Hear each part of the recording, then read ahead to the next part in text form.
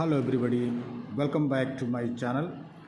Today I am going to explain the question answers of another chapter of class 8 unit 4 section 1.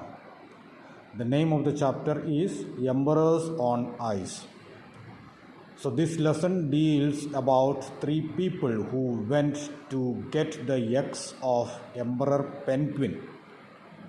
एम्बरर penguin के eggs मिलने के लिए तीन लोग गए थे एंड उसके बारे में इस लेसन में बताए हुए हैं. And so in this video we will discuss about the question answers of this lesson.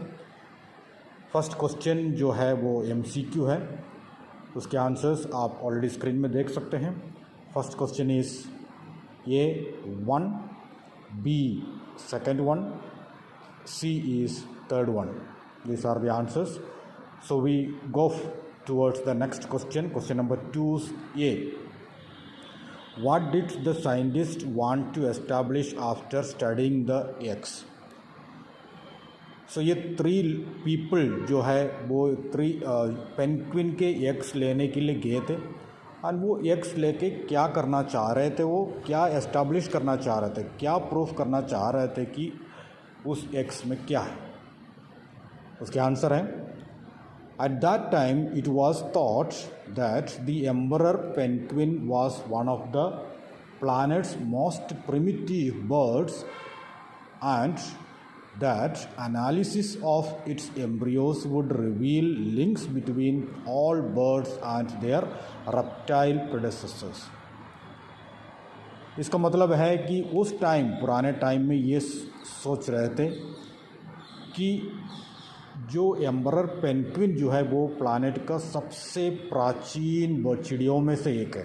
सबसे प्राइमिटिव मीन्स इट इज़ प्राचीन मीन्स बहुत पुराने टाइम से जो बर्ड है वो है. एंड उनका मानना ये था कि ये जो एम्ब्रियोस है एम्बरर पेंगुइन की जो एग्स है, eggs means you understand I hope, embryos जो है वो एग है, एग के अंदर जो है वो है एम्ब्रियो. एंड एम्ब्रियो से ये साबित कर सकते हैं कि ये जो पेंगुइन्स है इसके प्राचीन काल से कोई रिश्ता है क्या, उनके प्रेडेसेसर्स कौन है. प्रेडेसेसर्स मीन्स उनके पूर्वज यानी उनके पहले, उनके पुराने लोग. अब मतलब ये जो पेंगुइन्स जो है इनकी स्टार्टिंग कहाँ से हुई है, उनकी ओरिजिन क्या है, शुरुआत कहाँ से हुई है, उसके बारे में पता कर सकते हैं, ये उन्होंने सोचा. And obtaining the embryos of the emperor penguin was thus thought to be of extreme importance, for it would allow the scientists to establish the link. तो इसलिए ये जो है एग्स लोगों ने ये सोचा कि ये जो एग मिलने से एग से पता चल जाएगा कि इनकी शुरुआत कहाँ से हुई है. और इसीलिए ये एग्स मिलना बहुत ही ज़्यादा एक इम्पोर्टेंट बात हो गई थी जो साइंटिस्ट के लिए जो थी बहुत इम्पोर्टेंट बात है. इसीलिए वो जो तीन लोग जो है वो जो पेंगुइन है पेंगुइन के एग्स ढूंढने में निकले थे. Now question number 2. What additional benefits did they expect to achieve through this journey. ये जो जर्नी में जो लोग जा रहे थे इस जर्नी से इन लोग और क्या हासिल करना चाहते थे. उसके आंसर है द एक्सपेडिशन वुड बेनिफिट दम इन अदर वेज टू. दूसरे बेनिफिट्स तो है, द मेन इंटेंशन तो ये है कि जो एग्स मिले, एग्स ले आना ही सबसे इम्पोर्टेंट इंटेंशन है. एंड उसके अलावा उनका ये भी सोच है, मतलब उनका और बहुत कुछ सीखने के लिए उनको मिलना था. क्या है, एक तो furthering scientific knowledge and providing the necessary prior research for a forthcoming first of its kind pole journey. तो पोल जर्नी इस तरीके का ये जो पोल जर्नी है, पोल की तरफ जो जर्नी है वो जर्नी ये फर्स्ट टाइम में ऐसी इस प्रकार की एक जर्नी है, ऐसे स्टडी रिलेटेड जो ऐसे एक जर्नी जो है ये फर्स्ट टाइम हो रहा है. तो उनको ये भी एक अचीवमेंट मिलने वाले हैं कि ये लोग ऐसे लोग बनेंगे जो सबसे पहले इस पर्टिकुलर बर्ड के बारे में स्टडी करने के लिए पोल की तरफ गए हुए हैं. वो एक अचीवमेंट होगा. It also gave them the opportunity to try different sledging rations under extreme field conditions and gather informations on the most likely weather conditions to be encountered on the Great Ice Barrier during the mission to the pole. And दूसरी बात जो है उनको जो सीखने के लिए मिलते, बहुत सारी चीज़ें वहाँ पर सीखने के लिए मिलेगी. पहली बात तो स्लेडजिंग रेशंस, जो इतनी सारी जितने दिन वो वहाँ रुकना चाहते हैं उतने दिन के लिए जितने सामान की ज़रूरत है वो सारे सामान लेके जाना. स्लेडजिंग रेशंस या स्लेडज मीन्स खींच के ले जाना. बर्फ़ है पूरा जो पोल है, आपको पता होगा जो नॉर्थ पोल साउथ पोल दोनों पोल में हमेशा बर्फ़ भरा रहता है. उस बर्फ़ के ऊपर से स्लेड्स मतलब खाने के मटेरियल्स खींच के लेके जाना वो उतना कोई इजी जॉब नहीं है, बहुत मुश्किल वाला टास्क है. ऐसे टास्क लेके उसको एक नया एक्सपीरियंस उनके लिए हो जाएगा वो. And also they also would learn about the climatic conditions of that area. तो पोल की तरफ जाने के बाद वहाँ का कैसे मौसम है, क्या है, वेदर क्या है, इसके बारे में स्टडी करने का भी एक बहुत बड़ा मौका उनको मिल रहा था. Now question number 3C. What motivated Wilson to undertake this difficult journey? तो विल्सन जो है वो इस ट्रिप का जो जूलॉजिस्ट है और उसका इतना ज़्यादा इंटरेस्ट क्यों हुआ और इसलिए वो मोटिवेटेड क्यों हुआ, वो मोटिवेटेड क्यों हुआ कि ये जर्नी जाना ही है. So the answer is Wilson was the trip's zoologist who had dedicated his life to the study of penguins. तो वो एक ऐसा साइंटिस्ट है जो अपनी पूरी लाइफ जो है जो पेंगुइन के बारे में स्टडी करने के लिए रखा है. And for Wilson the chance to continue studying the breeding biology of the birds was an irresistible temptation for which he risked this difficult journey. तो विल्सन के लिए ये जो चांस टू कंटिन्यू स्टडिंग उस बर्ड्स के बारे में, birds की बायोलॉजी, बर्ड्स के बारे में स्टडी करने के जो मौका मिल रहा है वो तो एक उसके लिए एक इरिसिस्टिंग टेम्पटेशन था. ऐसे एक स्ट्रॉन्ग डिज़ायर था उसको कि उसके बारे में स्टडी करना ही है, क्योंकि वो ऑलरेडी एक बर्ड्स से स्टडी कर रहा था और उसके साथ एक नए बर्ड के बारे में स्टडी करने का मौका मिल रहा था. इसलिए वो ऐसे मौका छोड़ना नहीं चाह रहा था. इसलिए he was very much interested to go and he was really motivated to undertake this difficult journey. So now question number D. What was the curator's first reaction when he saw the eggs? So as you know, when you have listened to the lesson, I also will be sharing the explanation of this chapter maybe one of these days. And so if you read this lesson, you see that these people got 5 eggs. When they reached there, they got 5 eggs from there, and from that 5 eggs, 2 eggs got broken, and then 3 eggs they brought back 3 eggs, and these 3 eggs were taken to the American Museum of Natural History. और वहाँ ले जाने के बाद वहाँ पर जो curator था, क्यूरेटर मीन्स वो जो म्यूज़ियम का इंचार्ज जो है, उसका एक्सप्रेशन क्या रहा, उसका क्या रिएक्शन रहा ये एग्स देख के.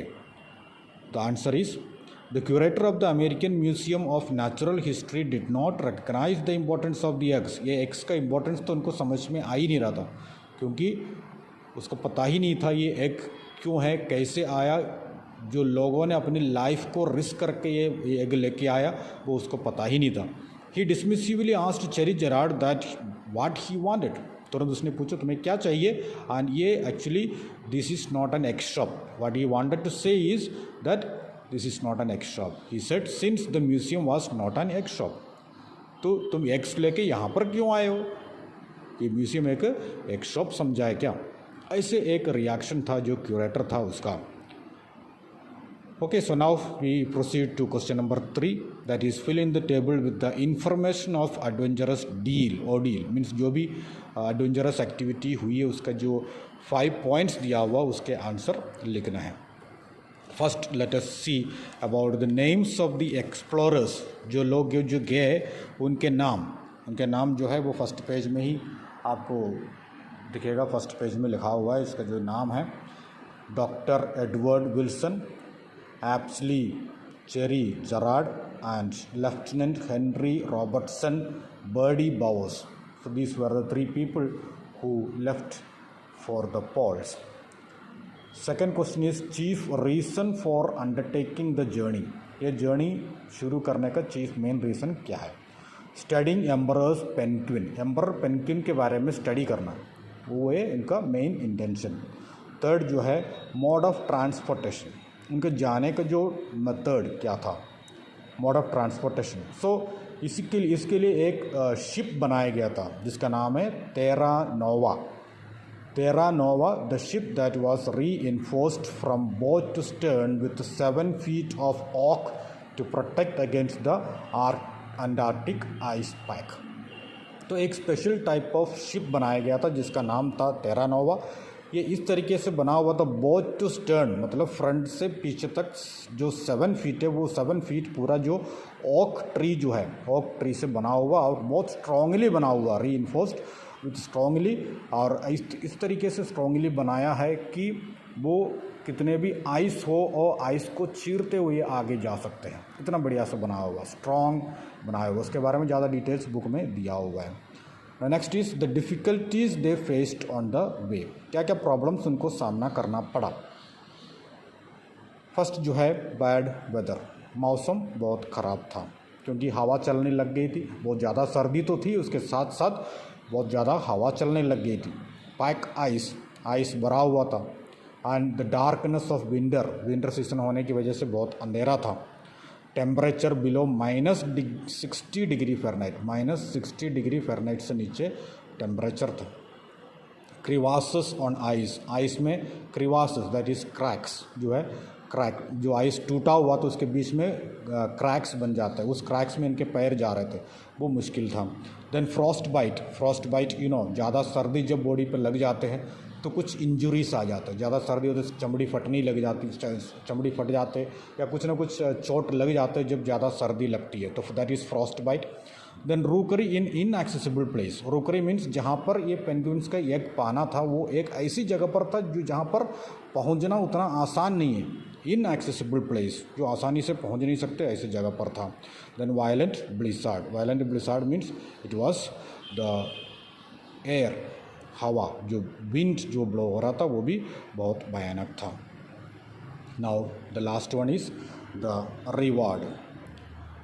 द रिवॉर्ड क्या था? Successfully acquiring 3 emperor penguin eggs from Cape Crozier. तो केप क्रोशियर में पहुंचने के बाद वहां से 3 पेंगुइन एग्स वो यहाँ पर लेके आ पाया। And that was the success and that was the reward which they got.